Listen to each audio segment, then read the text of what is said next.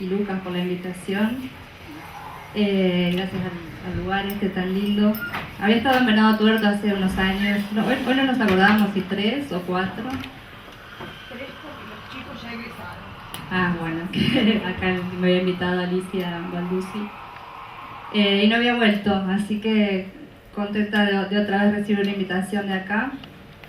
Yo escribí algunas ideas sobre la convocatoria a la charla, que era literatura y feminismo. Y bueno, como les dijo Rafa, después me parece que estaría bueno que sea un diálogo más que un monólogo mío, y que puedan preguntar, comentar.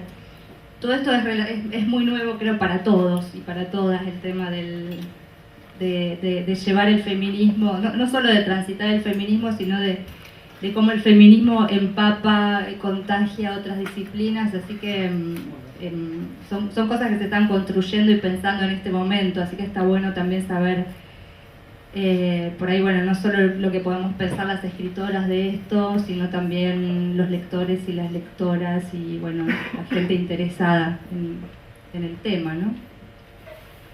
Bueno, voy a leer primero y después charlamos.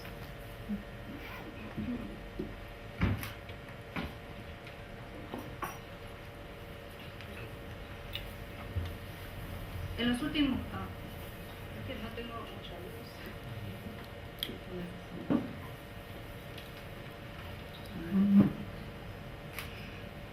En los últimos tiempos me invitaron muchísimas veces a paneles, mesas, charlas sobre literatura y feminismo.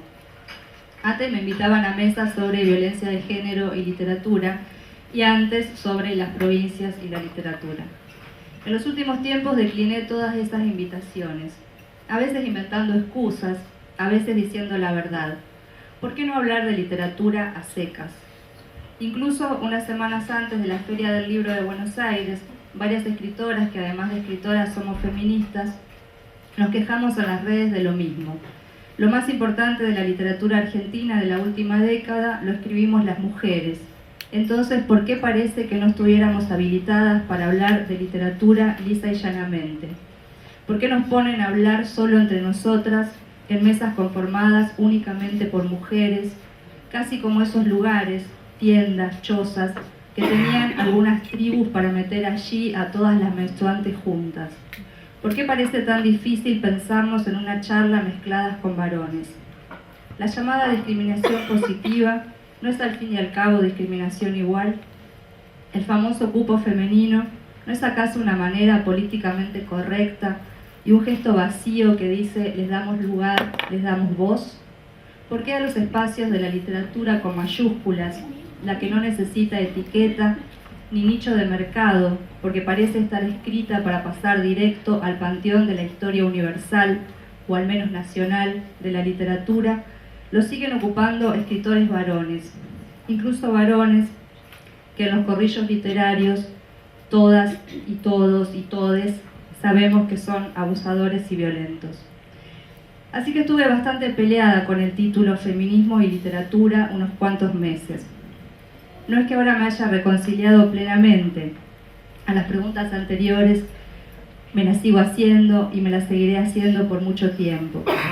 Pero también me calmé un poco y me puse a pensar qué sería una literatura feminista, o de qué hablamos, de qué queremos hablar cuando decimos literatura y feminismo. Yo llegué al feminismo hace poco, si tengo en cuenta el recorrido y la trayectoria de muchas escritoras argentinas de mi generación. Sin embargo, leo desde que aprendí a leer, a los 6 años como la mayoría, y escribo desde los 20. La mayor parte de los libros que leí y con los que me formé los escribieron escritores varones. Probablemente si cada uno de ustedes le da un pantallazo a su biblioteca de formación, le ocurra lo mismo. Encontrará más autores hombres que mujeres. Hace poco hubo una convocatoria a vaciar nuestras bibliotecas de libros escritos por varones y dejar solo los escritos por mujeres y tomar una foto. Era impactante ver los estantes casi vacíos, aunque quienes se engancharon con la propuesta eran mujeres y casi todas escritoras. Yo no lo hice por pereza, sacar todo y después volver a ordenar, pero no necesito hacerlo para saber que el resultado sería similar, en estantes casi vacíos. Hace poco me descubrí en una entrevista, cuando me preguntaron por libros o autores que me impulsaron a ser escritora, nombrando una constelación de varones: Onetti, Quiroga, Moyano, Juan L., Conti. Y es que, si tengo que ser honesta cuando respondo, fueron esos escritores los que me dieron ganas de ser escritora. Pero no fueron ellos porque hayan sido mejores, más estimulantes, más interesantes que otras escritoras mujeres. Fueron ellos porque la mayor parte de mi vida lectora leí a escritores hombres, porque era lo que las bibliotecas, la escuela, la universidad, los suplementos literarios y las vidrieras de las librerías me ponían enfrente. Parecía que no había otra cosa. Entonces me resultaba tan natural que tampoco me tomaba el trabajo de averiguar si había otra cosa.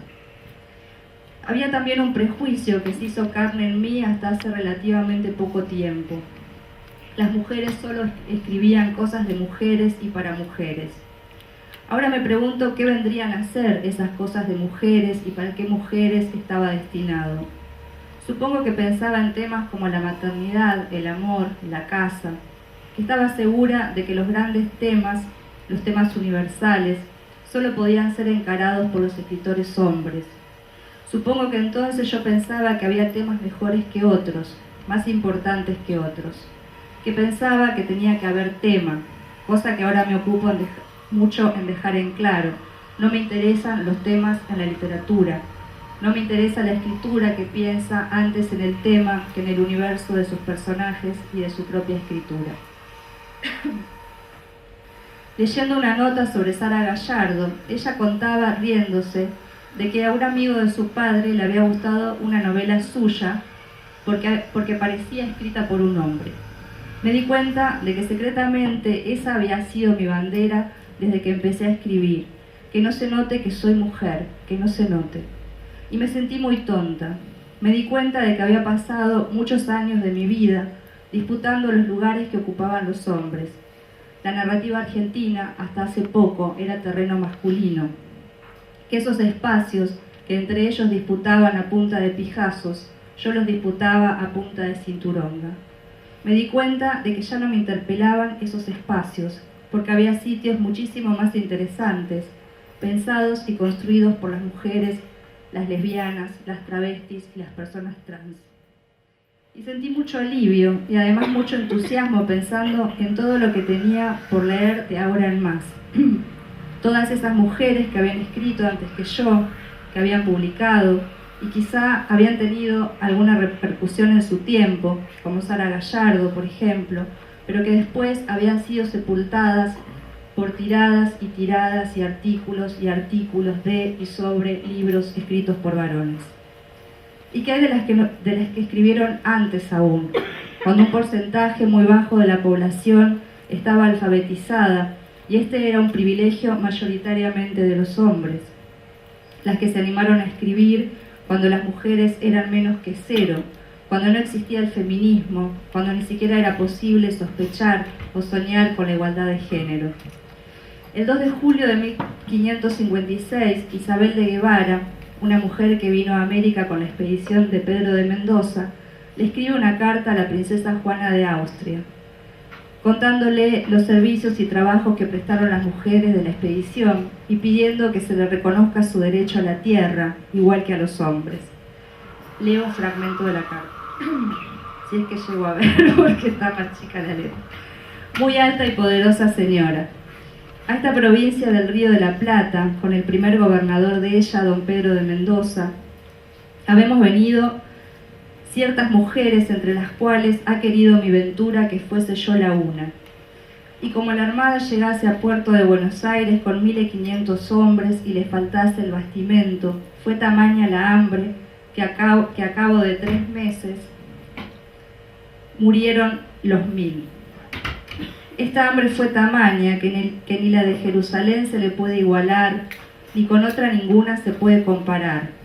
Vinieron los hombres en tanta flaqueza que todos los trabajos cargaban de las pobres mujeres, ansí a lavarles la ropa, como en curarles, hacerles de comer lo poco que tenían, a limpiarlos, hacer centinela, rondar los fuegos, armar las ballestas, y cuando algunas veces los indios les venían a dar guerra, hasta acometer a poner fuego en los versos y a levantar los soldados, los que estaban para ello, dar alarma por el campo a voces, sargenteando y poniendo en orden los soldados.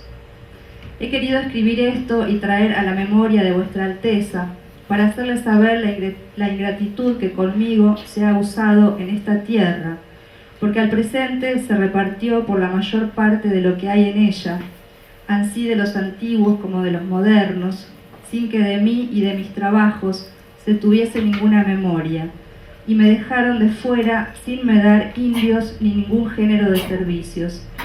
Mucho me quisiera hallar libre para me ir a presentar delante de vuestra Alteza con los servicios que a su majestad he hecho y los agravios que ahora se me hacen, mas no está en mi mano porque estoy casada con un caballero de Sevilla que se llama Pedro de Esquivel.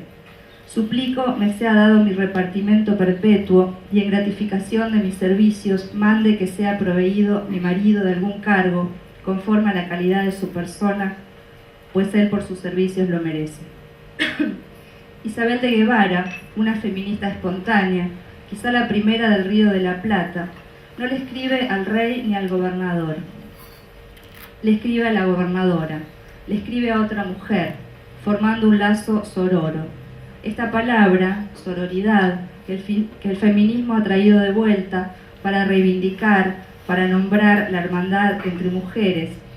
Isabel de Guevara, así como espontáneamente supo que podía reclamar lo que le correspondía, pues había trabajado a la par de los hombres y no se le estaba dando lo mismo que a ellos, también espontáneamente supo que tendría mayor comprensión si le hablaba a otra mujer.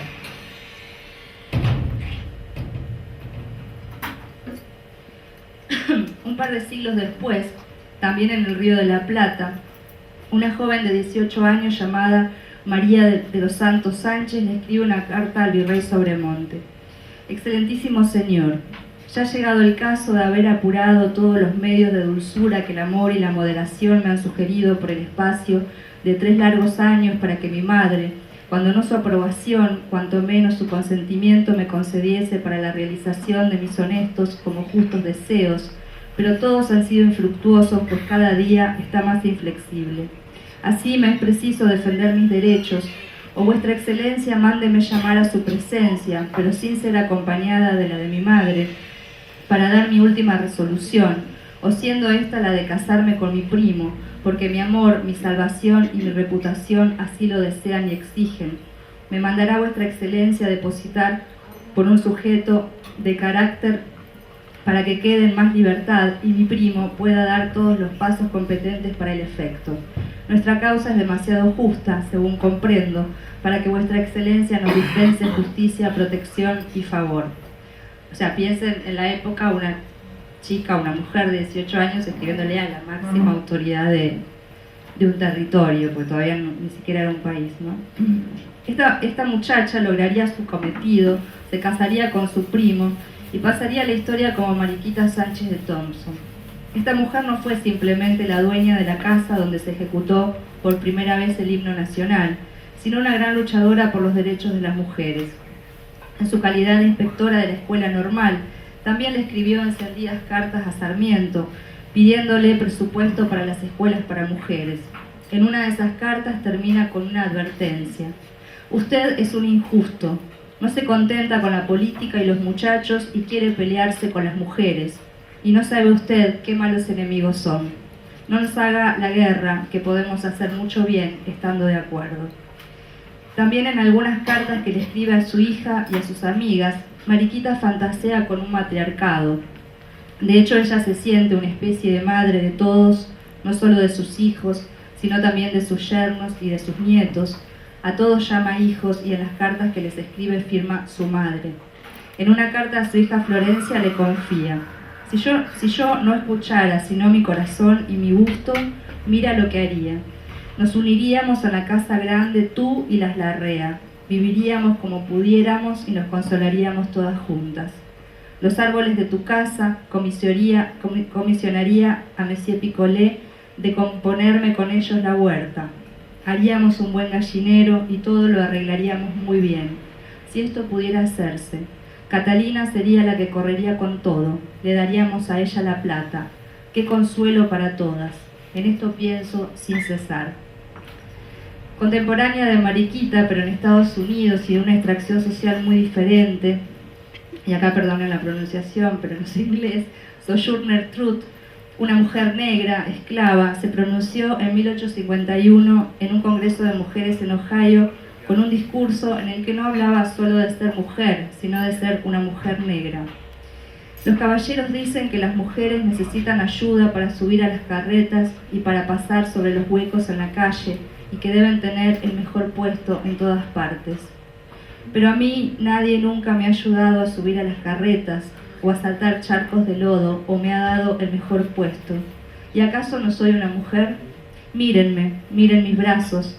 He arado y sembrado y trabajado en los establos y ningún hombre lo hizo mejor que yo.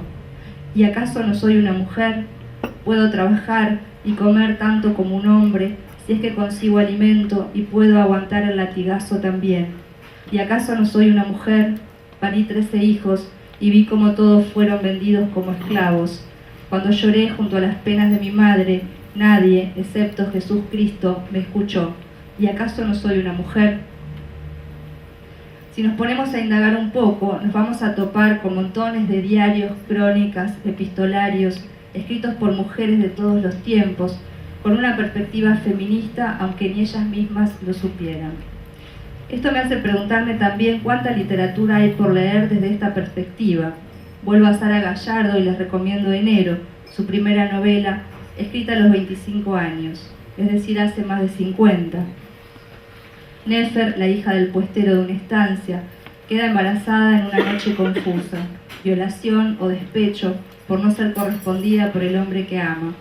Las razones de ese coito son ambiguas, pero lo que está claro es que Nefer no quiere parir al hijo de ese que la tomó una noche de fiesta y calor. La novela sigue el derrotero de la chica tratando de ponerle fin a ese embarazo no querido. Y es justo decir derrotero porque no lo va a lograr, porque será derrotada y terminará casándose obligada con ese que en un momento le dirá, y bueno, che, hay que perdonar, el vino es el vino, y al final, tan mal no lo habrás pasado, digo yo. La voz de Nefer es una voz desesperada y desesperanzada, una voz que pone de manifiesto una y otra vez las desigualdades de clase y de género. Una chica pobre, si se embaraza, debe parirlo. En cambio, las ricas se revuelcan como quieren y se las arreglan, según la madre de Nefer. La virtud, la moral y las buenas costumbres toman cuerpo en los discursos de los dueños de la tierra, pero solo se hacen carne en el cuerpo de las hijas de los peones. Ellas no pueden darse el lujo, porque después no tendrán dinero para pagar el olvido. Una joven escritora, como era Sara Gallardo en ese momento, de clase patricia, escribiendo hace más de 50 años acerca de lo que seguimos debatiendo y estamos cada vez más cerca de conseguir, la posibilidad del aborto legal, seguro y gratuito. Leer desde una perspectiva feminista parece bastante sencillo. Ahora, cuando se trata de escribir, a mí la cosa ya no me resulta tan clara. Por supuesto, hay un montón de estudios, ensayos, no ficción feminista. Pero ¿qué pasa cuando hablamos de la ficción? A mí, como escritora y feminista, ¿me interesa escribir historias en ese sentido? Como dije al principio, a mí no me interesan los temas de la literatura. Muchas veces vienen personas al taller y me dicen, quiero escribir un cuento sobre la justicia, o sobre la paternidad, o sobre la guerra. Tienen muy en claro el tema, pero no saben nada de los personajes, ni del ambiente, ni del tono que tendrá ese relato. Siempre les digo que les dejen los temas, descubrir el tema, el de qué se trata, a los críticos, los periodistas culturales y los docentes. Cuando escribimos no nos importan los temas. Cuando escribimos, la mayoría de las veces escribimos al tanteo sin saber a dónde vamos ni qué es lo que queremos decir. Si supiera qué decir, ¿escribiría? Creo que no. Escribo como un descubrimiento, buscando una revelación que la mayoría de las veces no aparece. Sin embargo, cuando escribo no soy un ente vacío. Me siento a escribir con todo lo que me pasó en la vida y también con lo que no me pasó pero deseo, con lo que no me pasó pero me aterra. No puedo negar la mirada que tengo sobre el mundo y sobre las cosas cuando escribo. Entonces seguramente algo de mi mirada feminista se cuele en mis textos sin que yo ni siquiera lo advierta. Y creo que es justo que eso suceda. Pero no me interesa escribir una ficción feminista ad hoc. Hace poco leí un posteo de Facebook de un escritor que decía que nunca hablaba públicamente de las cosas que pensaba, que para eso era escritor, que a lo que pensaba y en lo que creía lo escribía en sus libros. No puedo estar más en desacuerdo. A mí me importa hablar públicamente de todo lo que pienso y de lo que creo. Si para algo sirve ser escritora y tener audiencia es justamente para militar las causas que me importan. Pero no me interesa la literatura panfletaria, ni siquiera cuando el panfleto sea lo más precioso que abrazo en la vida, el feminismo. Bueno, hasta ahí.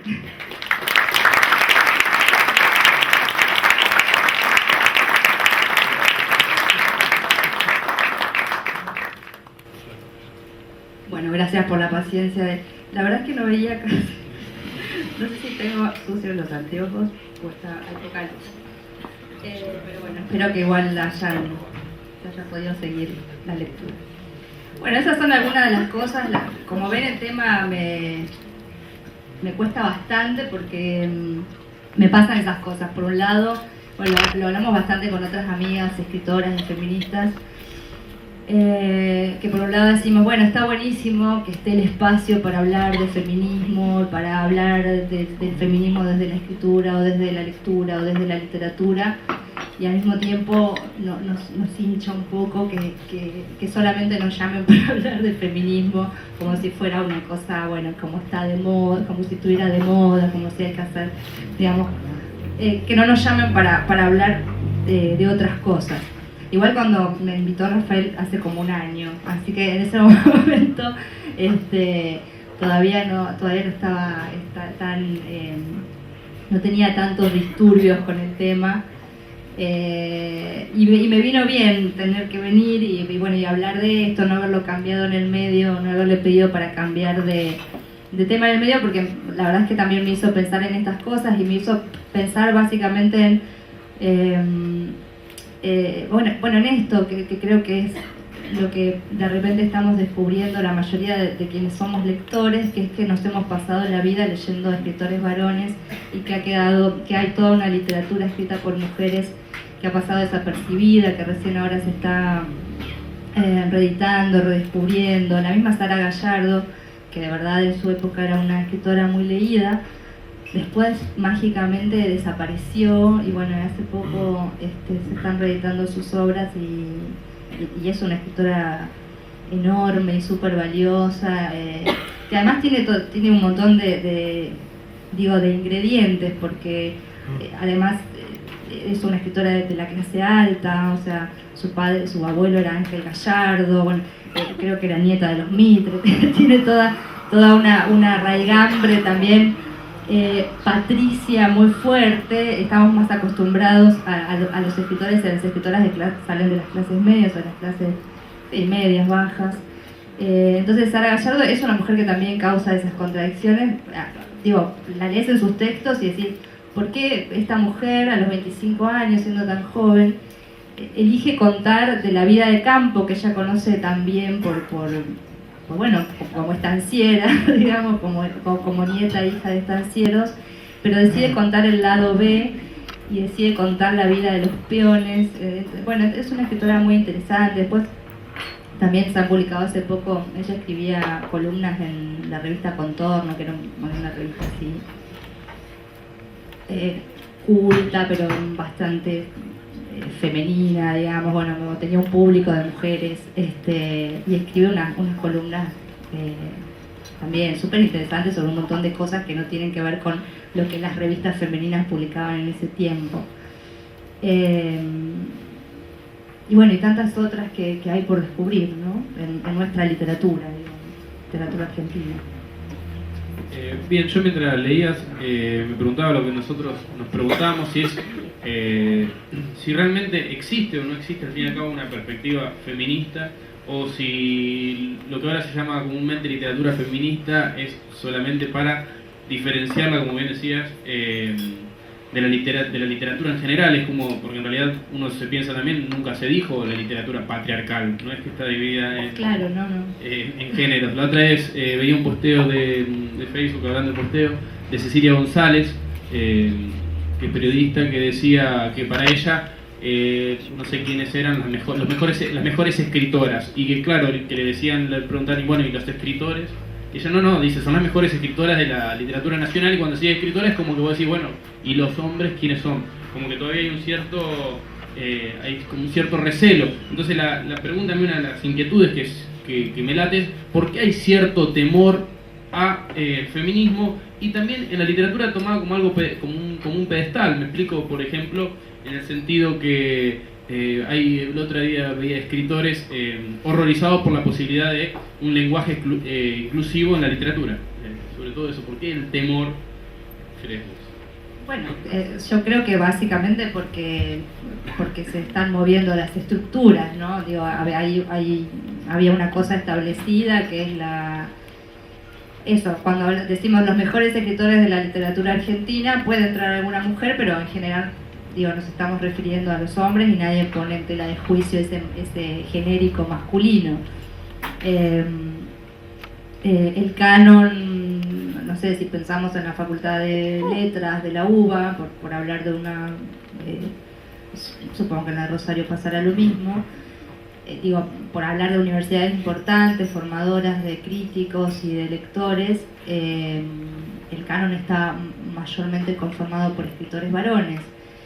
Y bueno, y cuando esas estructuras empiezan a tambalear, se empiezan a poner en jaque, se empiezan a cuestionar, obviamente mucha gente sale a defenderlas.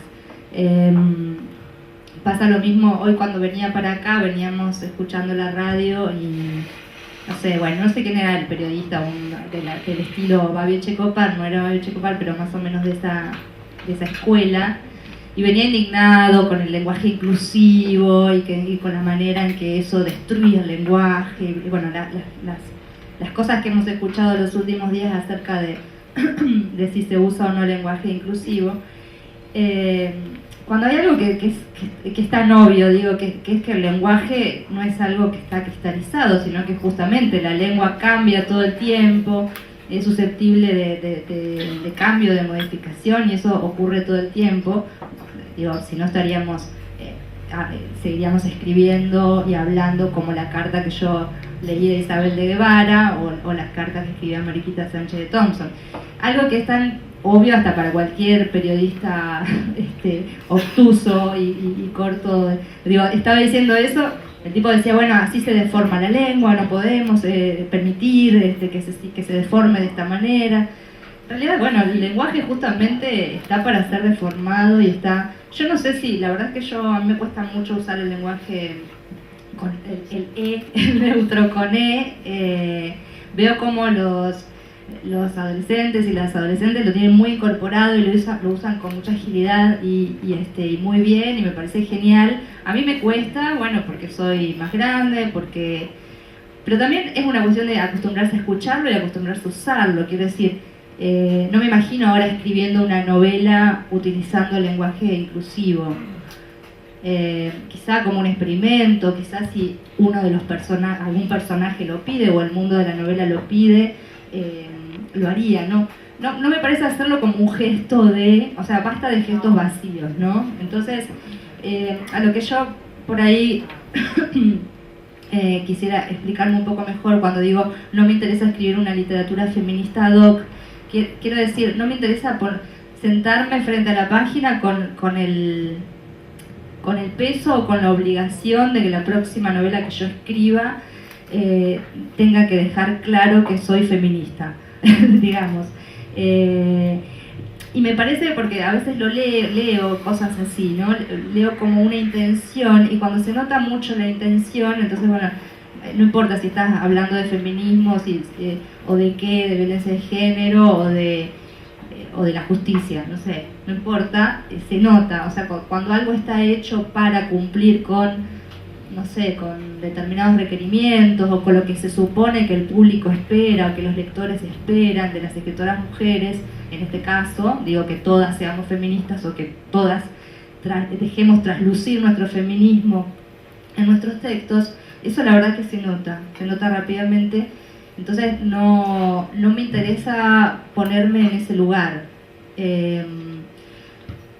También yo pensaba, cuando salió mi primera novela, El viento cae raza, yo era una escritora absolutamente desconocida, no tenía una vida pública como puedo tener hoy, una militancia en temas de violencia de género, de la legalización del aborto, y era una novela escrita por una mujer que refería a un mundo de hombres. Digo, los protagonistas de esa novela son hombres, hay una sola mujer que es una chica adolescente, y las otras dos mujeres que se nombran en la novela, que son las madres de los chicos adolescentes, de la chica y de un personaje varón también adolescente, no están en el caso de la madre de Leni, porque su marido la abandonó en un pueblo y se llevó a la hija chica cuando era chiquita, y en el caso de la otra madre porque lo dejó al chico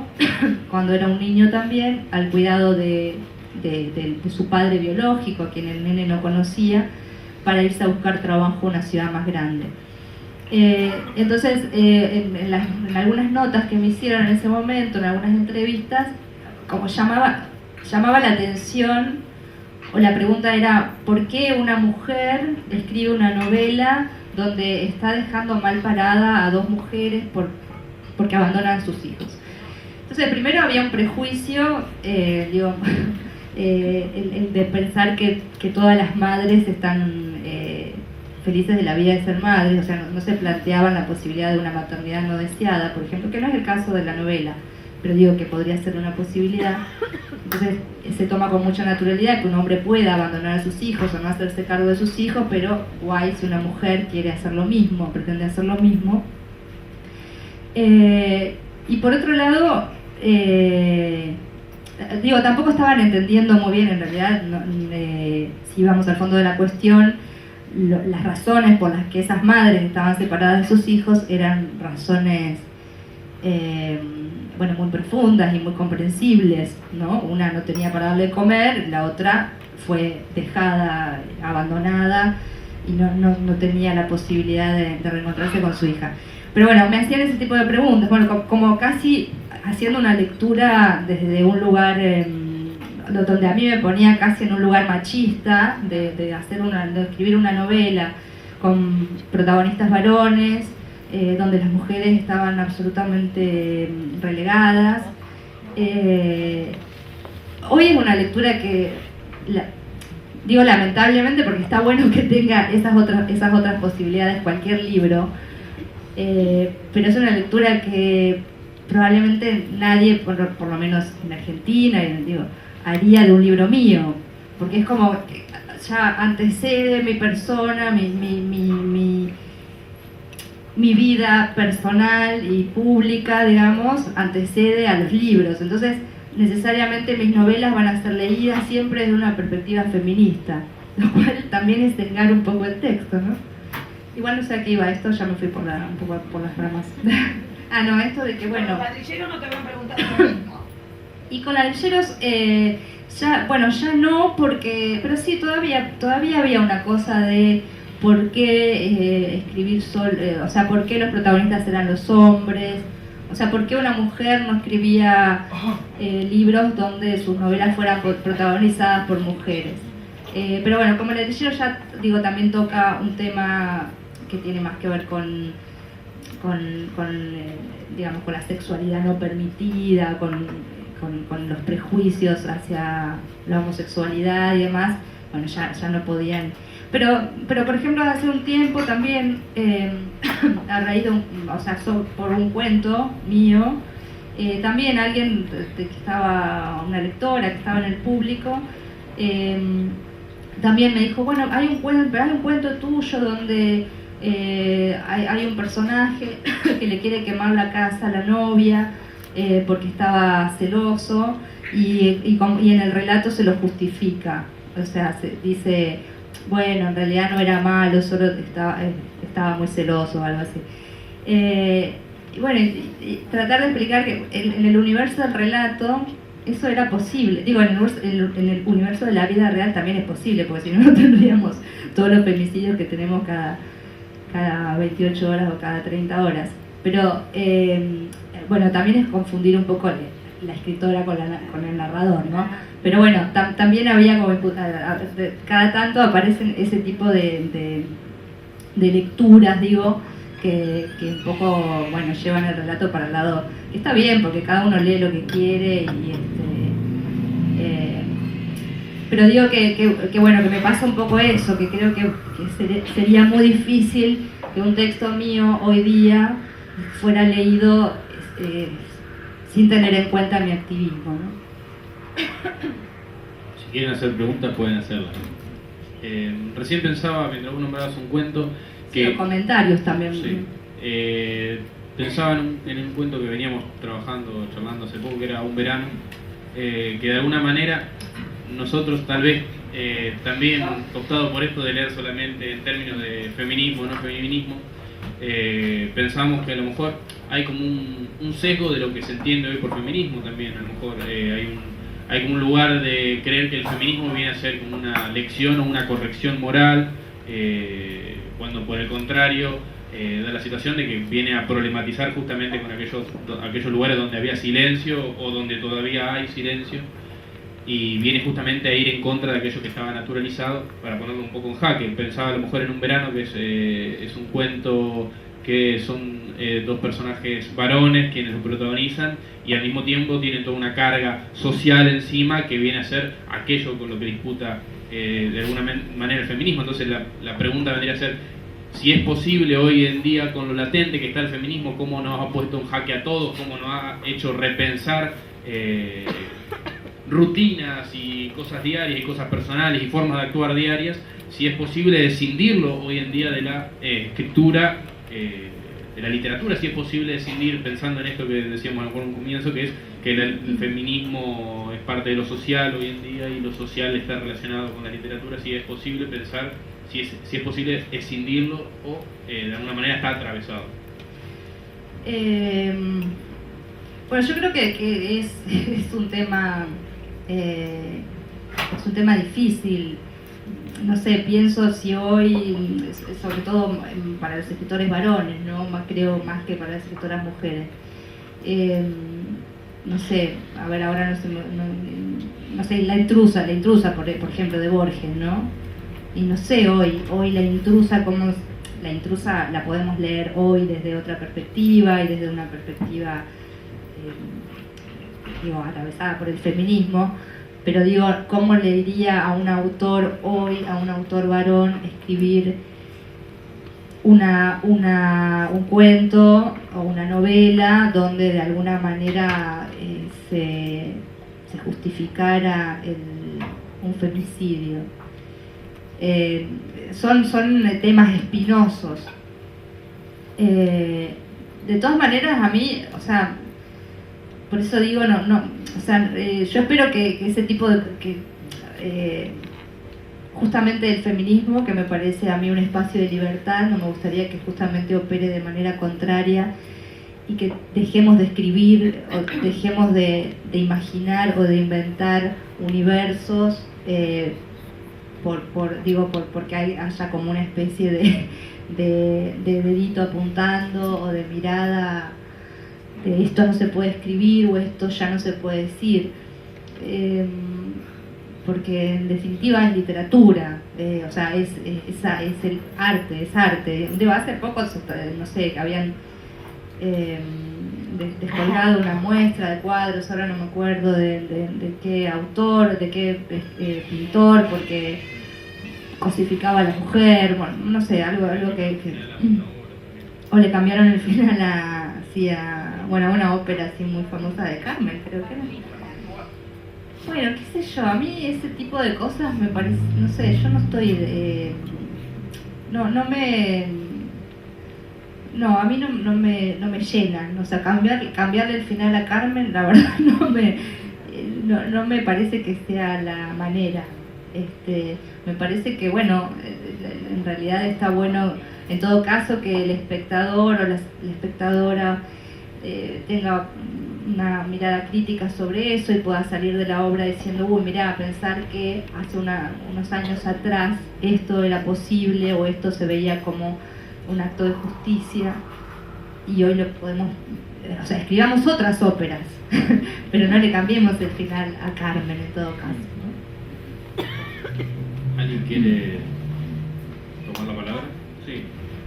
Recién decías, cuando leías, que has leído, porque me encanta que lean y en general no se utiliza la lectura pública. Así que me gustó mucho ese toque de haber preparado un texto que nos ayudaba a pensar. Mientras leías decías que habías visto el posteo en el Facebook de sacar todos los libros de hombres, dejar de las mujeres, y que te había producido como una cierta pereza hacerlo, ¿no? Pero si lo hubieras hecho, ¿cuáles eran los libros que quedaban en el Sí, igual acá la verdad es que por suerte desde hace muchos años que todavía tengo, que empecé digamos, a leer y a tener más libros de mujeres en mi biblioteca. O sea, no hubiese quedado los estantes vacíos, pero sí claramente tengo más literatura escrita por varones que por mujeres, como nos debe pasar a gran parte de las personas que estamos acá. Pero bueno, por supuesto está Sara Gallardo, está Libertad de Mitrópolos, hay muchas poetas. Por eso dije, cuando aclaré lo de esto de disputar los lugares, hablé de la narrativa, porque creo que en la poesía sí siempre ha sido más inclusiva de las mujeres. Pero bueno, la narrativa ha sido siempre como un terreno básicamente masculino. Bueno, Estela Figueroa, que es una poeta santafesina enorme, que no sé si acá si la conocen, creo que no se la conoce tanto ni siquiera en Santa Fe, en la provincia, y es una gran poeta y está viva. Irene Grus, bueno, Flannery O'Connor, Carson McCullers, tengo muchas norteamericanas que me gustan mucho, y muchas jóvenes, o sea, jóvenes, contemporáneas, digamos, escritoras. También es verdad que esto, creo, lo que dije, que la mejor literatura argentina de la última década la escribimos las mujeres, creo que eso es así, y no lo estoy diciendo por sororidad, sino que creo que es así. O sea, si pensamos en Gabriela Cabezón Cámara, que van a tener el gusto y el placer de tenerla acá, y que para mí es la mejor escritora de mi generación,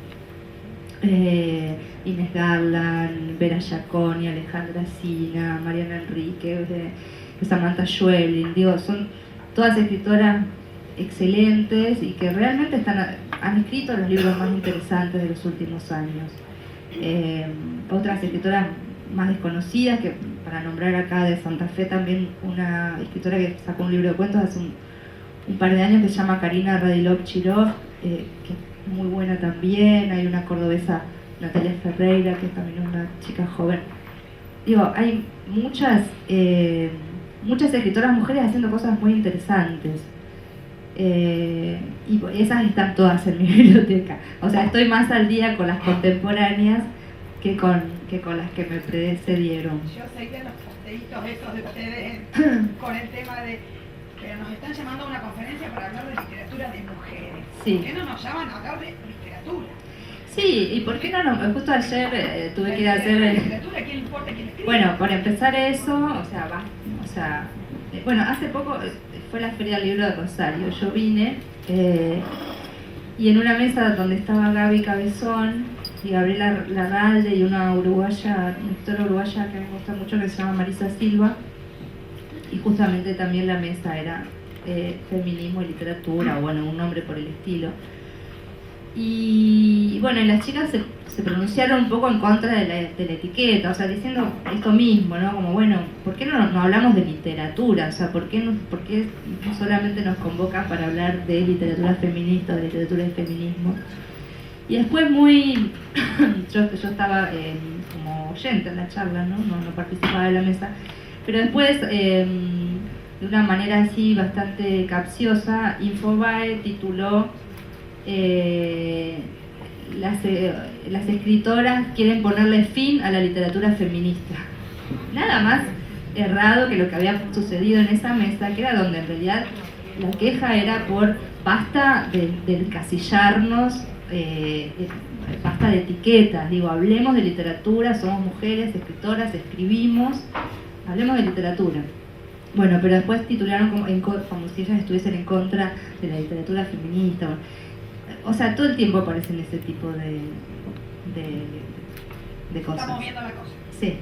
Yo creo que en eso también es un paradigma que se está utilizando, la falta, que la idea no es todo el tiempo catalogarlo como literatura feminista, sino mostrar esa falta y a partir de esa falta proponer para que en algún punto, en algún tiempo, ya se naturalice y no haga falta decir que la literatura es feminista o no lo es. ¿No? Sí, Ya sí, lo yo creo que sí, digo, comparto lo que decís, por eso a veces me enojo y después me calmo y digo, bueno, evidentemente todavía es necesario que hablemos de literatura escrita por mujeres, todavía es necesario que hablemos de abordajes feministas de la literatura. Va a llegar un momento que espero que no sea dentro de mucho tiempo, donde ya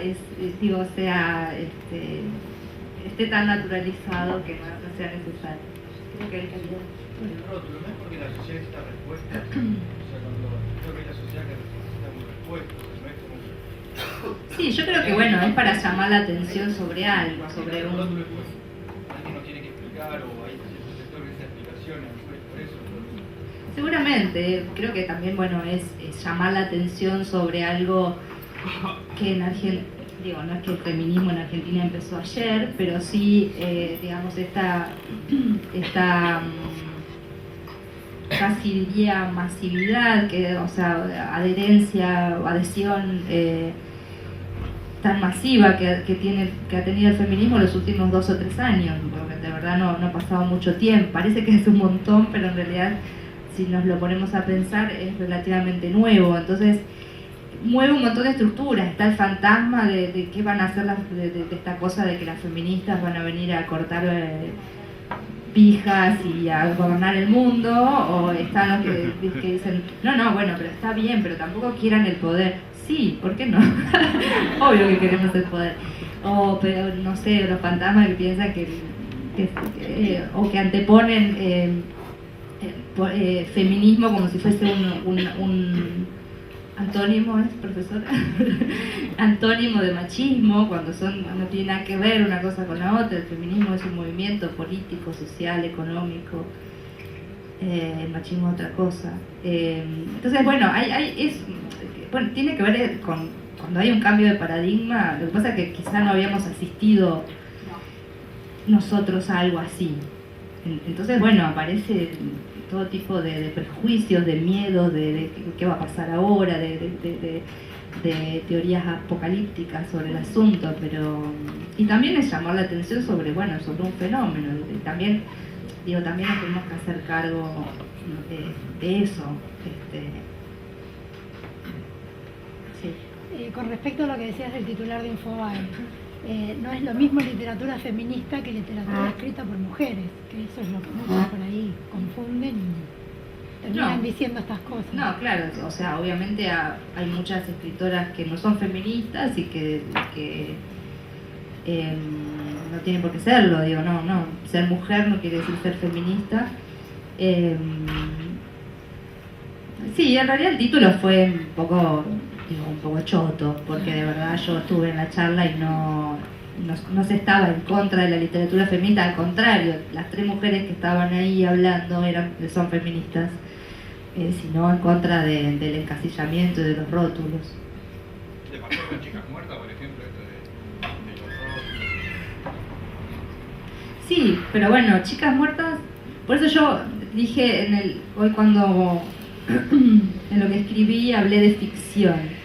O sea, a mí me parece que es mucho más sencillo pensar en una no ficción feminista, los ensayos, no sé, Teoría de King Kong, los libros de Virginia Despentes, o en ensayos, en estudios, etcétera, y en no ficción que se escribe a propósito, en ese sentido, ¿no? O sea, Chicas Muertas, aunque yo no estaba tan segura de ser feminista cuando escribí Chicas Muertas, claramente es un libro que viene que está escrito en ese sentido, no estaba tan segura porque yo sentía que todo lo que yo pensaba y todo lo que yo quería y en todo lo que yo trabajaba tenía que ver con el feminismo o con ser feminista, pero bueno, como no pertenecía a ninguna agrupación, no estaba segura de si para ser feminista había que estar en algún grupo o se podía ser una feminista suelta nomás. Y a mí ese libro me ayudó también, escribir ese libro me ayudó a confirmar mi feminismo y a tener una vida pública como feminista a partir del libro. Y por supuesto que el libro fue leído en ese sentido y sigue siendo leído en ese sentido. No había tampoco tantos libros sobre el tema. Y bueno, sí, y ahí yo obviamente yo igual me hago cargo de mi feminismo en cualquier ámbito, quiero decir, pero ese es un libro escrito desde ese lugar, pensado desde ese lugar, ¿no? No, y tampoco, digo, te imaginas que en Entre Ríos, que uno de los casos es el Entre Ríos donde yo soy, donde nací y me crié, no existía ni siquiera la noción ni de feminismo, ni siquiera hablemos de femicidio, que bueno, es algo bastante nuevo en general. Hasta no hace mucho los diarios titulaban todavía crimen pasional en vez de femicidio. Pero bueno, mucho menos se hablaba de feminismo en mi pueblo, o sea, no existía la noción.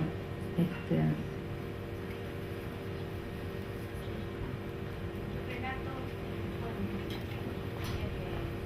primer cuento, una dimensión muy clara, gráfica de momentos, escenas de hombres mayores de la ¿Cómo te diste cuenta que para vos es un discurso o te llevó a ahora ser feminista declarada y luchar por esta causa? Cuando vos empezaste a escribir, en ese momento vos sabías que la feminista estaba defendiendo y vos podías tener un discurso. Sí, yo siempre digo, o sea, que mi mamá mi mamá no se declara feminista, nunca tampoco creo que se preocupó por pensarse feminista o pensar si era feminista o no, pero digo, la mirada que ella tenía sobre las cosas y con la que yo me crié, iba siempre en ese sentido, o sea, mi vieja siempre estaba poniendo el ojo en por qué había mujeres que ella siempre fue una mujer muy independiente, muy pese a estar casada y haberse casado muy joven, se casó cuando era una adolescente, embarazada y demás, y siguió casi casada todavía con mi padre, pero siempre se manejó de una manera muy libre y muy independiente. Entonces ella siempre ponía el ojo ahí y yo lo ponía porque ella me lo mostraba, ¿no? Como, no sé, de cosas que yo las cuento también en el libro, como de maridos que no dejaban que se pintaran, no sé, compañeras de ella de trabajo, que los maridos no dejaban pintarse, usar tacos, o sea, mi vieja se enojaba y le decía, no puedes ser tan tonta, o sea, si te gusta pintarte, pintate. O con las vecinas, vecinas que por ahí eran como maltratadas por sus maridos. No es que mi vieja iba y se metía, porque en esa época tampoco lo hacía. También había todavía una idea de que lo que pasaba puertas adentro era pertenecía a la vida íntima de esa persona y no es que te ibas a meter intempestivamente a menos que la estuviesen matando y vos estuvieses ahí muy cerca. Pero digo, ella siempre tenía comentarios de ese tipo y bueno, y la cosa que yo cuento en el libro, que es para mí una anécdota así, la del tenedor, que claro, que yo me crié escuchando esa anécdota, o sea, mi mamá recién casada con mi padre, mi mamá de 16 años embarazada, discuten en la mesa, en un almuerzo, y cuando mi viejo le levanta la mano para pegarle una cachetada y ella con el tenedor con el que estaba comiendo se lo clava en el brazo, y bueno, ahí se terminó la cosa y nunca más mi viejo osó amagarle. cuchillo. Bueno, y eso yo lo escuchaba desde chica, qué sé yo, se contaba como una anécdota graciosa en realidad, como pues yo cuando fui grande me di cuenta de la gravedad del asunto, que había sido, que había sido de alguna manera, bueno, sofocar la violencia con violencia también, ¿no? Pero bueno, ese tipo de cosas yo las veía porque ella me las mostraba. Y bueno, después, ya más grande, me fui a estudiar, empecé a leer otras cosas, también a frecuentar otra gente que tenía otra mirada sobre las cosas y ahí se fue armando un poco el panorama, ¿no? Pero bueno, yo creo que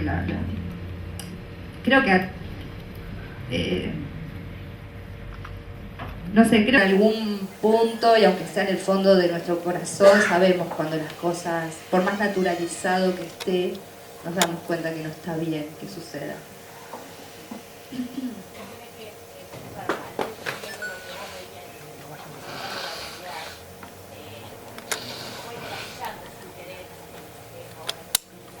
No se escucha las preguntas para entender después la respuesta. Por eso es un tema fuerte.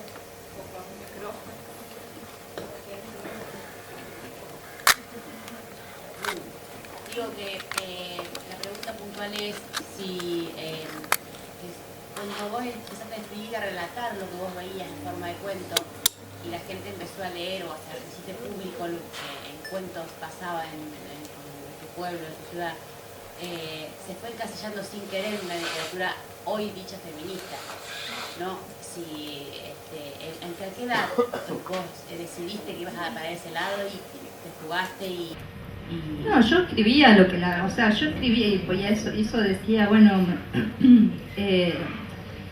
escribía las cosas y creo y espero poder seguir escribiendo sobre las cosas que me llaman la atención o que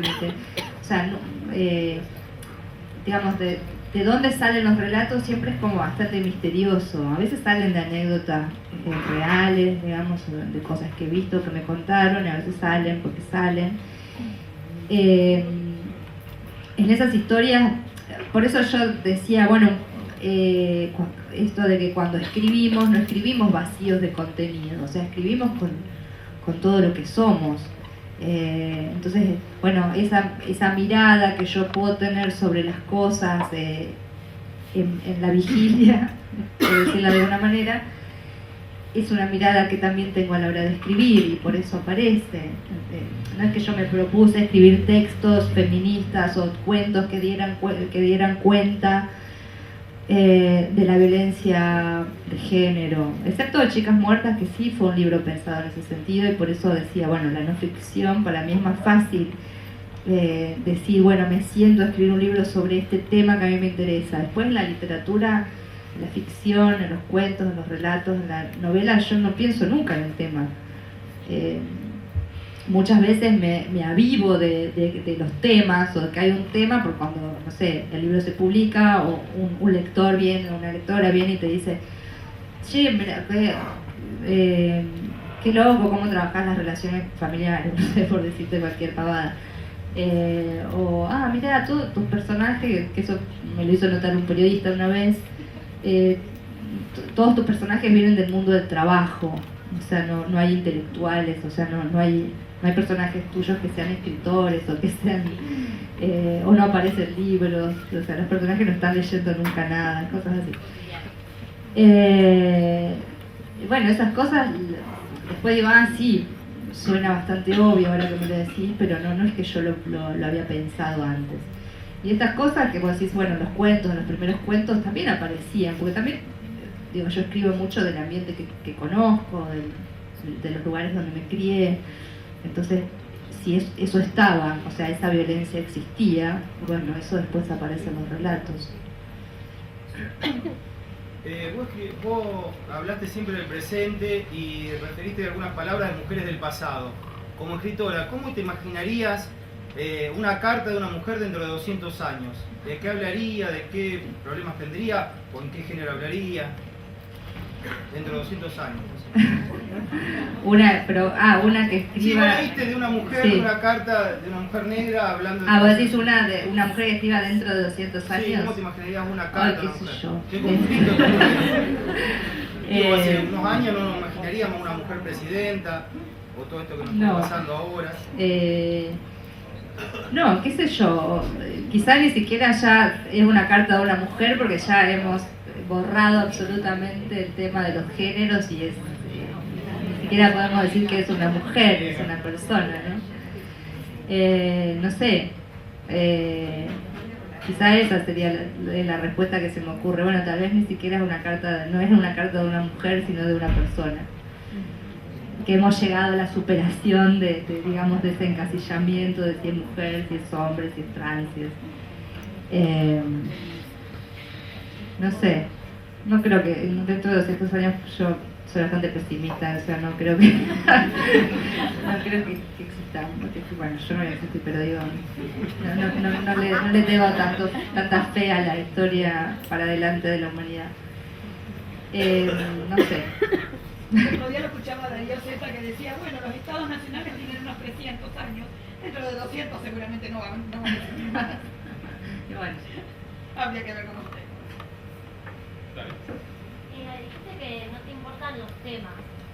¿Qué cuestiones te importan a la hora de construir un relato? O si tenés principios o normas que respetás a la hora de escribir. No, en general no, o sea, cuando yo empiezo a escribir algo, lo que más me importa es el tono o sea, cómo se va, o sea, eso que a veces ni siquiera sé qué es lo que voy a contar, porque en general, o sea, muchas veces empiezo a escribir por alguna sensación o situación muy pequeña que después se empieza a abrir y después empiezan a aparecer los personajes y demás. Pero sí, ya desde el principio lo que me interesa básicamente es el tono y es encontrar el tono. Por eso lo que más escribo y lo que más corrijo suele ser el comienzo de un texto. Después, no sé, ya cuando lo encontré puedo seguir. Y como nunca tengo muy solucionada la trama antes de empezar a escribir, es como que voy, no sé, como tirando del hilo y viendo qué aparece. Entonces no me puedo manejar mucho con estructuras o con esquemas, como hacen otros escritores que por ahí piensan un poco más el relato antes de sentarse a escribirlo. Yo lo voy pensando, medio que lo voy pensando mientras lo voy escribiendo. Y lo que más me interesa es cómo lo voy a contar, o sea, no qué voy a contar, el qué, o sea, qué cosa voy a contar es lo que menos me interesa, pero sí cómo va a ser contado eso. Y eso es lo que más me cuesta encontrar cuando escribo. En Chicas Muertas, volviendo al libro, ¿hay alguna de las tres historias que hablaste más fuerte que las otras? Por ahí que te gustaría que sea la primera que La primera que queda. ustedes que están juntos. Ah, sí.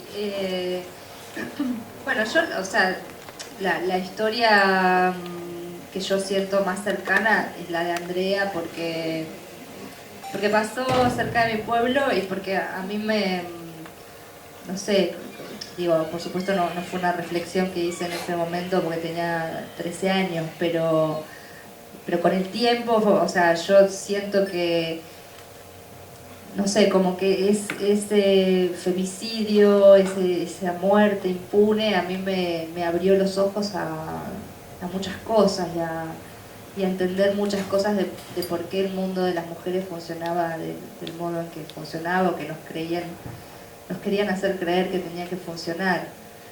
Yo eso, bueno, lo digo en el libro.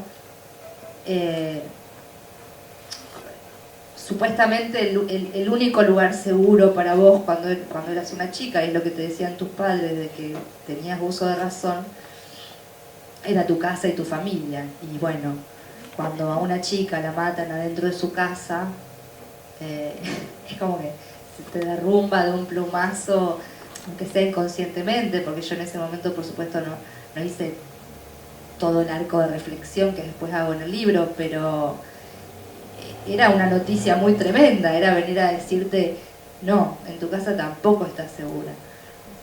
Cosas que quizá hoy podemos tener más claro, porque se hablan más, digo, sabemos que los abusos intrafamiliares son, o sea, que en general los abusos son intrafamiliares, o sea, sabemos un montón de cosas que hace 30 años no es que no sabíamos, pero no se hablaban, o estaban, eso eran tabú, o estaban naturalizadas.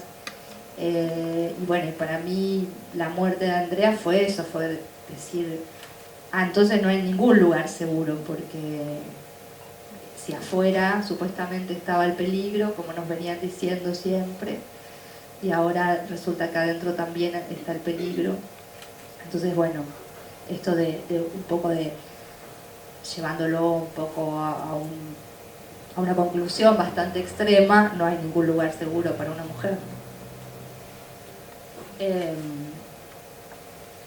Y bueno, y es por esa historia que yo también escribí el libro, digamos. Así que es el que yo siento con más cercanía. Obviamente me gustaría que los tres... Sí, todavía tampoco se sabe si Sarita es Sarita. O no se sabe qué pasó con ella. Pero bueno, son casos que han ocurrido hace 30 años y es muy difícil que alguna vez tengamos otro tipo de... otra noticia, digamos. Ya claramente son crímenes que quedaron impunes y así van a quedar. La sororidad, en realidad, bueno, es un término que viene del latín, soror, creo que es, que quiere decir hermana. O sea, bueno, como fraternidad es la hermandad, ponerle entre varones, la sororidad vendría a ser un término que se aplica justamente a los lazos que las mujeres establecemos entre nosotras por el hecho de ser mujeres, ¿no? Y por el hecho de cuidarnos entre nosotras, en un contexto de machismo, de misoginia, de patriarcado, ¿no? Y yo creo que ahora la ves en un montón de partes. O sea, me parece que, bueno, no sé, el día de que se votó la ley de la legalización del aborto, diputados, creo que ahí había cualquier foto que veas de la cantidad de mujeres que estaban en las calles y abrazándose y cantando y no sé, la ves en las marchas, y supongo que en situaciones por supuesto más chiquitas, como bueno, una mujer que pueda ayudar a otra que está en un tema de violencia y que no puede salir de ahí, ayudarla, o sea, acompañarla a denunciar, o si no quiere denunciar, acompañarla y estar pendiente de que no corra peligro, o bueno, estar alerta, atenta. Después, algo por ejemplo que hacen hay un grupo que se llama Socorristas en Red, que son mujeres que acompañan a otras a abortar con misoprostol. Entonces, bueno, lo que hacen esas mujeres es un acto de sororidad, de estar acompañando, violando la ley todavía, en este caso, digo, poniendo en riesgo su libertad para ayudar a otra mujer a que pueda abortar en condiciones seguras. Bueno, esos son muestras de sororidad.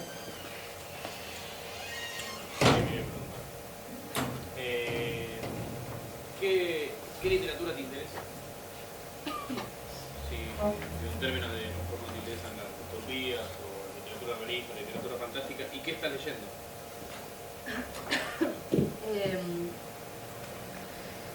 Sí, en realidad no soy mucho no soy una lectora de género en el sentido de no es que me encanta el policial o me encanta el terror o me encanta las distopías, pero tampoco soy, prejuiciosa. Puedo leer no sé, estaba leyendo, no la terminé porque la verdad que es larguísimo, pero El cuento de la criada, por ejemplo, que es una distopía, de Margaret Atwood. Había visto la serie, la primera temporada cuando empecé a leer el libro. En ese sentido trato de ser bastante abierta a leer cosas que aparezcan, que me recomienden, aunque no digo, no soy una lectora del género distópico, pero bueno, este libro en particular de Margaret Atwood me pareció interesante, me pareció que estaba bueno leerlo, o por lo menos leer un poco como leí. Me gusta mucho la poesía también, aunque no escribo, pero me gusta leer poesía, me gusta descubrir poetas, tanto mujeres como varones. Por eso siempre trato de nombrar a algunas poetas, porque como que la poesía además es como como no vende, como no la publican las grandes editoriales, los suplementos no les dan mucha pelota, entonces siempre es como que es la hija pobre de la literatura. Y a mí me gusta mucho leer poesía y creo que también me sirve mucho leer poesía para encarar la narrativa de otra manera, o para buscar otras maneras de contar lo mismo. Y bueno, y trato de leer mucho lo que sale ahora, qué sé yo.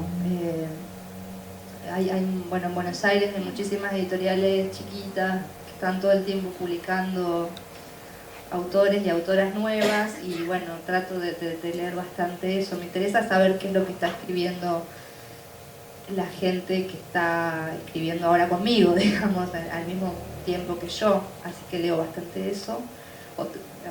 Sí, eso, chusmeo bastante. La verdad que muchas veces no me engancha o abandono rápidamente.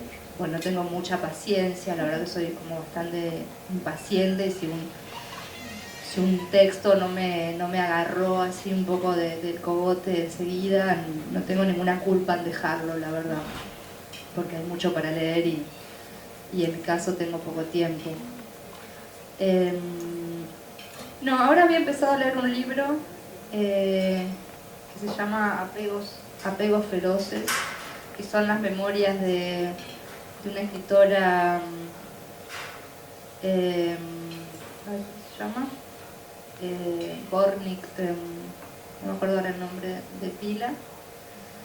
Es una escritora judía criada en el Bronx, y bueno, son sus memorias o sea, de cuando era chica y vivía en el Bronx con un montón de mujeres polacas, rusas, otras judías, italianas, como una especie de torre de Babel, donde los hombres iban a trabajar y las mujeres quedaban en la casa, y bueno, y un poco como ella, como una especie de educación sentimental, ¿no?, con esas mujeres, y la relación con su madre. Vivian Gornick, creo que se llama, que me lo regaló Inés Garland, también una escritora amiga, que a ella le gustó mucho el libro y lo empecé, y la verdad que me está gustando mucho también.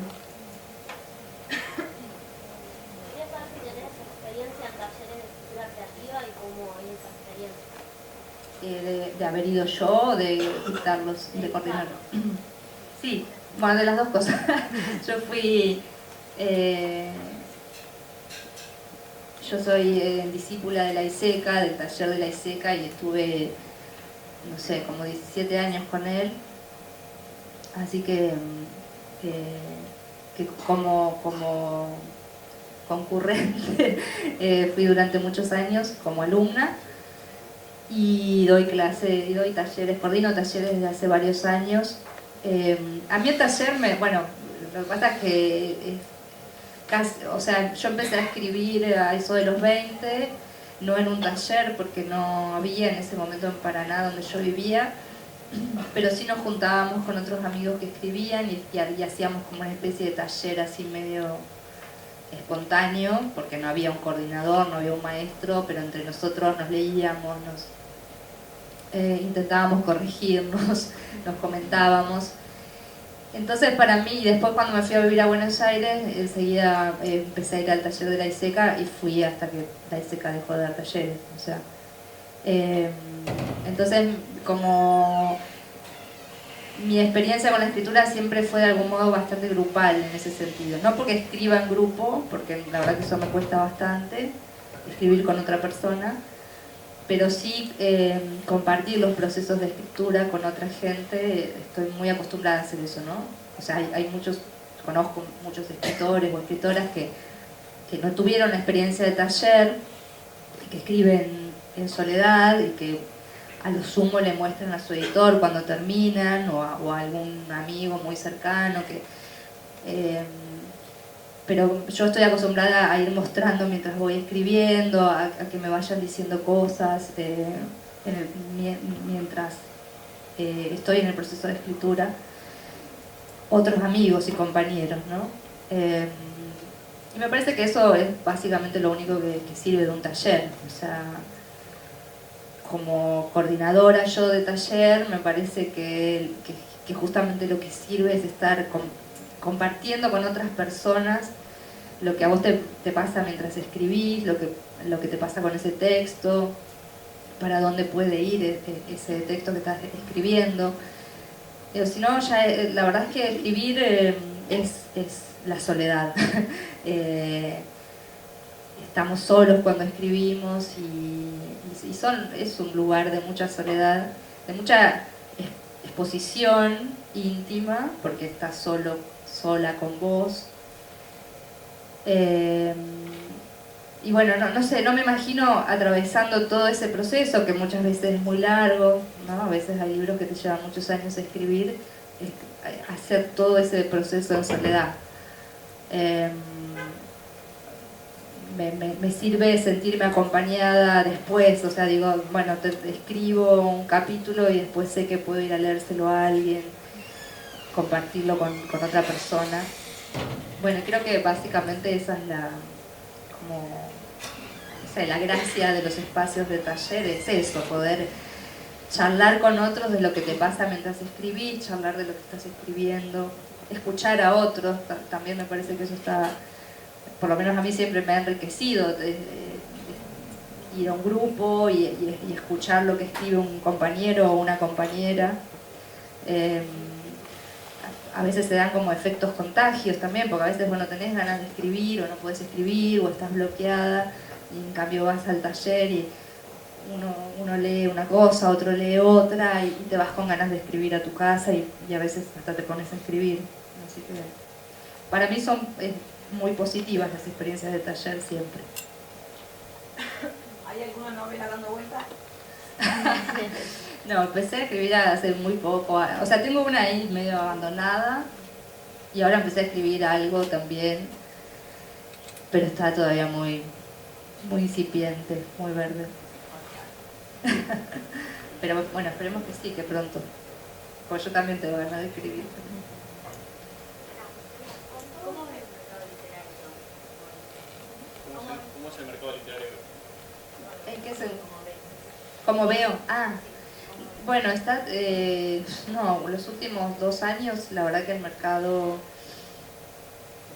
editorial está pasando un momento muy, muy terrible y no parece que vaya a mejorar por los próximos meses, por lo menos. Bueno, aumentó mucho el precio de los libros porque aumentó el precio del papel, el papel se vende en dólares, entonces la verdad que las editoriales la están pasando muy mal y perdiendo mucha plata. Lo cual, bueno, no es un buen panorama. Pero, por otro lado, bueno, también me hace pensar en lo que pasó en 2001, que, digo, después de la crisis del 2001, o a partir de la crisis del 2001, hubo un enorme crecimiento de la editorial independiente. Entonces, bueno, yo creo que también las crisis son el momento para ponerse creativos y inventar de qué manera seguir haciendo libros o de qué manera seguir leyendo. No sé, yo también pensaba, bueno, quizás es tiempo, cuando yo era chica la verdad es que no tenía plata para comprar muchos libros, o sea, trataba de comprar porque me gustaba tener los libros en mi casa, pero no sé, los libros, no sé si eran caros, pero yo era pobre. Es decir, no podía comprar muchos libros, pero iba a la biblioteca y leía mucho de la biblioteca. Y me parece que las bibliotecas son lugares que se han dejado de habitar en las últimas décadas. Entonces, bueno, algo que se me ocurre es, bueno, ya que los libros son caros, volvamos a la biblioteca pública, ¿no? Volvamos a leer ahí, prestémonos los libros, hagámoslos circular, qué sé yo. Pero en lo que se refiere concretamente a la industria editorial está bastante mal por la crisis económica. Pero al mismo tiempo, la verdad es que todo el tiempo están saliendo escritores y escritoras nuevas y la literatura argentina tiene mucha repercusión afuera. Está vista como una literatura muy prestigiosa, entonces, qué sé yo, hay muchas traducciones, se traducen, o sea, muchos autores contemporáneos estamos traducidos afuera, nos invitan a las ferias, nos invitan a festivales. Entonces, bueno, por un lado, eso, hay una visibilidad muy grande de la literatura argentina en el exterior, pero bueno, para la parte interna, la verdad es que los libros están muy caros. Con todo el avance de la tecnología, ¿en tu vida hubo un estancamiento o un avance de la lectura o la escritura o nunca te afectó? Sí, me afecta un montón. Me afecta Netflix porque miro muchas series. El Facebook, porque no tengo Twitter, pero Facebook me consume un montón de tiempo. Ahora me hice Instagram. Sí, a mí me afecta mucho. O sea, me doy cuenta que a veces en vez de un rato que tendría para leer, estoy mirando una serie. O estoy contestando alguna cosa en Facebook. Sí, la verdad que a mí sí. Pero bueno, supongo que es una cuestión de falta de disciplina, que también hay que un poco luchar contra eso y es algo que yo me digo a mí, ¿no? Como, bueno, no sé, la otra vez pensaba, no sé, me decía a mí, ¿no? Bueno, hacerlo como algo, no sé, casi escolar, decir, no sé, de 3 de la tarde a 4 voy a leer, te sentás y lees de 3 a 4. Todavía no lo hice, me dije me voy a hacer como un cronograma así con horas y días de lectura. O sea, lo tengo en mente, pero todavía no lo cumplí. Pero bueno, creo un poco que tenemos que, o sea, pues, si te interesa la lectura, obviamente, como en mi caso me interesa seguir leyendo y me interesa también seguir escribiendo y un poco, bueno, creo que me tengo que obligar a hacerlo porque también este año estoy con varios grupos de taller y eso a mí también me insume mucha energía. Entonces de repente después de dar una clase, la verdad no tengo ganas de ponerme a leer o ponerme a escribir, sino que prefiero eso, ver una serie o tonterías, o sea, como para despejar la cabeza. Pero sí, a mí me afecta mucho.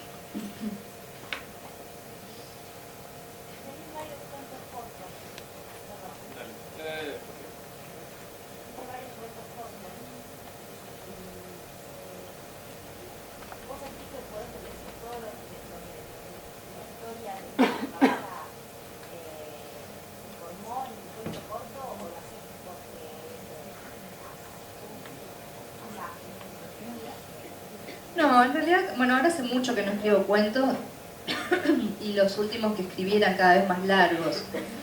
En realidad supongo que tiene que ver con épocas.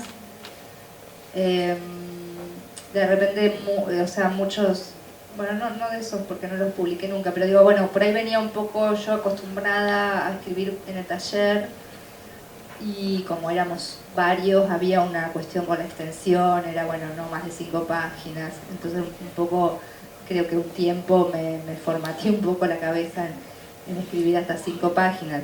Después hay muchos cuentos del libro, sobre todo esos que se llaman relatos dispersos, que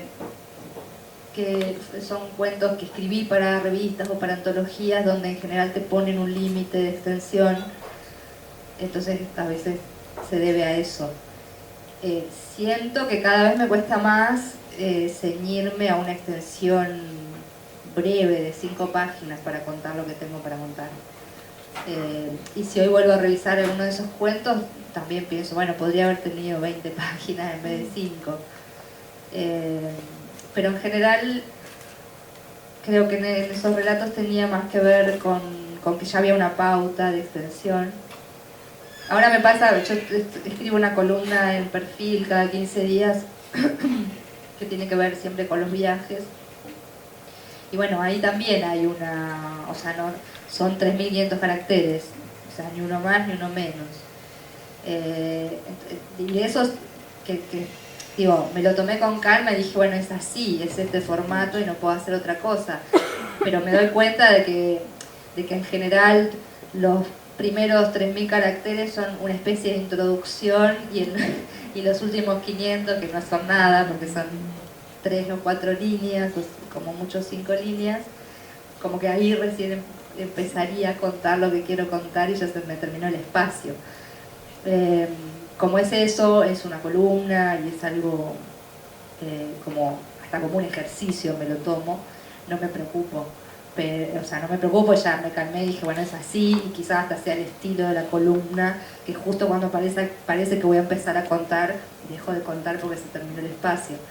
Pero creo que de escribir, la verdad es que hace mucho que no... Bueno, ahora escribí un cuento para una revista también, que también tenía un límite, y en ese cuento sí, yo me sentí que me quedaba recontra corta la extensión, y un poco esto que le decía recién a Alicia, que empecé a escribir, sale de ese cuento, de todo lo que no pude contar en ese relato. Se me ocurrió la idea para una novela. Bueno, eso. Pero me cuesta mucho, sí, eso, sintetizar, y por eso no me gusta el microrrelato, por ejemplo. O sea, prefiero los cuentos largos, sí. Retomando como la cuestión del feminismo y en relación a tu rol como lectora, mencionaste, por ejemplo, Teoría King Kong, pero yo quería saber cuál fue más o menos tu recorrido y las lecturas que fuiste haciendo de teoría feminista. O si hay algo que nos puedas recomendar, alguna lectura que te haya como impactado. En realidad en eso estoy como re en falta. O sea, casi no leí teoría feminista. Tengo una amiga que vive en Rosario, que es escritora también, Diana Belfiori, y la otra vez le hice esa propuesta. Bueno, ella quería que le revise unos textos que está escribiendo, y entonces, bueno, me planteó como la idea de hacer una especie de tutoría a distancia, porque bueno, ella vive acá y yo vivo en Buenos Aires, y yo le dije, bueno, hagámoslo, pero, o sea, yo no te voy a cobrar porque somos amigas, qué sé yo, no me parece, pero entonces hagamos como una especie de canje, y yo reviso tu novela, pero vos me das teoría feminista, porque ella tiene un recorrido muy, muy largo y muy estudioso en el tema. La verdad que yo he estudiado muy poco, casi nada, y lo siento como una falta. Digo, me parece que bueno, hago lo que puedo igual, qué sé yo, y le pongo el cuerpo, que es bastante, pero también me gustaría tener un poco más de teoría feminista. Pero estoy muy floja con eso, así que no te podría recomendar nada.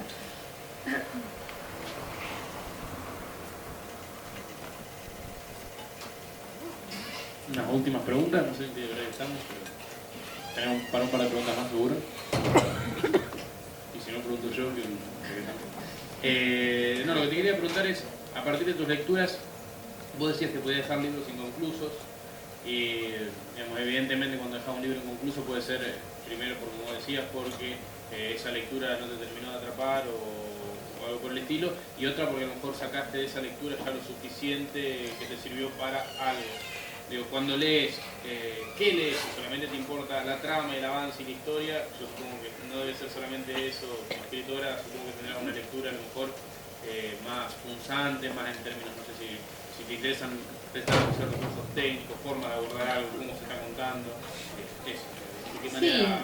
Sí, a mí, obviamente, yo, o sea, me crecí leyendo novelas de aventuras y bueno, y toda esa literatura que había en esa época para los chicos que eran, no sé, Salgari, Mark Twain o Luis Alcott, que sé yo, había mucha mucha trama, se ponía mucho el acento en la historia que se estaba contando, entonces a mí, digo, al contrario de otros escritores de mi generación que un poco desprecian la trama, a mí la trama me gusta y cuando está también me interesa y me entretengo y me gusta que esté. Pero básicamente lo que me interesa, o sea, lo que hace, porque digo, un libro si tiene una trama buenísima, pero no hay una escritura que a mí me parezca, no sé, que a mí de alguna manera me llame la atención, por más ingeniosa que sea la trama, más buena que esté la trama, probablemente lo abandone. Entonces, como soy bastante pretenciosa en ese sentido, creo que básicamente me interesa cómo se cuenta, o sea, no importa qué es lo que me estás contando, pero sí cómo se cuenta eso, cómo ese autor o esa autora trabaja con el lenguaje, no sé, que tampoco me interesan las piruetas, ¿no? Porque también hay como esa escritura como demasiado preciosista y llena de piruetas, también me aleja o me expulsa rápidamente, pero bueno, sí, cuando hay una escritura, cuando vos ves que hay una mirada, ¿no?, propia, que básicamente me parece que es lo único que importa en la escritura, es la mirada. O sea, no sé, lo que decimos, esta es Flannery O'Connor, bueno, es por la mirada, no por la técnica. No sé, esta solamente puede ser, no sé, Sara Gallardo, para seguir nombrándola. Me parece que tiene que ver eso con cómo mira y qué le interesa de lo que está mirando para contártelo. Así que me interesa mucho eso, la escritura. Creo que por eso también me gusta tanto leer poesía, porque en la poesía es más difícil, o sea, la narrativa también es más fácil. Es más fácil no ser un buen narrador o una buena narradora, o no ser muy genial y que no se note. En cambio la poesía es como algo tan desnudo que se nota rápidamente cuando un poeta o una poeta no está trayendo ninguna novedad, no está haciendo nada con eso. Entonces me interesa básicamente eso, cómo escriben, qué se escribe, cómo se escribe.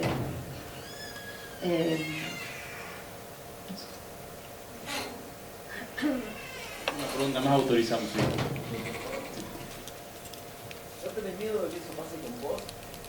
Cuando hablas de creo que lo dijiste hoy al principio, cuando hablas de que de tu lugar feminista, digamos, alguien que hace tu lectura. Me dio la sensación de como que no podría escribir sobre mujeres malas, según los feministas. Sí, que no responde. Claro. Que pase, perdón, pero que pase que... La misma, cuando vos dijiste que leías a alguien y te gustaba la mirada, digamos, no tenés miedo que pase con vos, digamos, que alguien tenga esa necesidad tuya y te juzgue antes de verte, digamos. Bueno, pero eso pasa, eso la verdad es que pasa todo el tiempo, o sea, todos somos prejuiciosos y también vamos a leer, en general también leemos con un prejuicio positivo o negativo, ¿no? A veces leemos a alguien porque nos lo recomiendan, a veces no leemos a un autor porque pensamos que quizá por su ideología política o lo que fuera, no sé, como por ejemplo Borges. Borges es el eterno, digamos, punto con eso. No voy a leer a Borges porque era gorila, porque Borges esto. Bueno, la verdad que también era un gran escritor, aparte de todo eso. A veces podemos atravesar esos prejuicios y darnos cuenta que nos estábamos perdiendo a un gran escritor, y bueno, y a veces no los atravesamos. Y a veces también pasa al revés, que hace un tiempo, bueno, ahora con esto de Facebook y las redes, qué sé yo, que la gente te puede decir lo que piensa, aunque no te cruza en la calle, o nunca se vean las caras. Yo había colgado una entrevista que me habían hecho en el diario El País, en España, ¿no? Porque hay El País en Uruguay, en varias partes.